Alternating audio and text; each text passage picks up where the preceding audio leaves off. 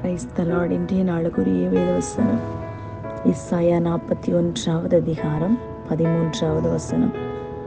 உன் தேவனாயிருக்கிற கர்த்தராகிய நான் உன் வலது கையை பிடித்து பயப்படாதே, நான் உனக்கு துணை நிற்கிறேன் என்று சொல்லுகிறேன். அன்புக்குரியவர்களே, இந்த அருமையான காலை வேளையிலே அருமைநாதர் இயேசு கிறிஸ்துவின் இனிய நாமத்தில் உங்களை வாழ்த்துகிறேன். இந்த சப்தத்தை கேட்டுக்கொண்டிருக்கிற அருமையான தேவனுடைய பிள்ளையே, எதிர்காலத்தை குறித்த பயம், வியாதியை குறித்த பயம், நாளைய தினத்தை குறித்த பயம், அடுத்த நிமிடத்தை குறித்த பயம், பயத்தோடு வாழ்ந்து கொண்டிருக்கீங்களா?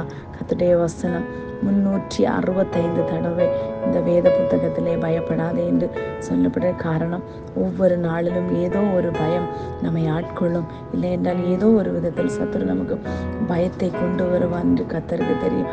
அதனால தான் பயப்படாதே பயப்படாதே பயப்படாதேங்கள். கர்த்தர் உங்களோடு கூட இருக்கிறார். அவர் எப்படி நம்மளோடு கூட இருக்கிறார். அவர் பராக்கிரமசாலியாய் நம்மளோடு கூட இருந்து நம்மை வழிநடத்த வல்லமுள்ள தேவனாய் இருக்கிறார். நான் உனக்கு துணை நிற்கிறேன், நான் உன் கூட இருக்கேன்.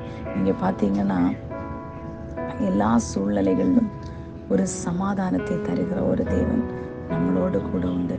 காரியங்கள் ஒவ்வொன்றாய் கடந்து போகும்போது நாம் நினைப்போம், ஐயோ நான் இந்த பாடுகளை எப்படி கடந்து சென்றேன்னு சொல்லும்போது அங்கே கர்த்தருடைய கரம் உங்களுக்காய் கிரியை செய்திருக்கும். அருமையானவர்களே, நாம் பல நேரங்களிலே பல மனிதர்களை நாம் முன்பாக வைத்து நினைப்போம், அவங்க வந்தால் இந்த காரியம் நடந்துடும்.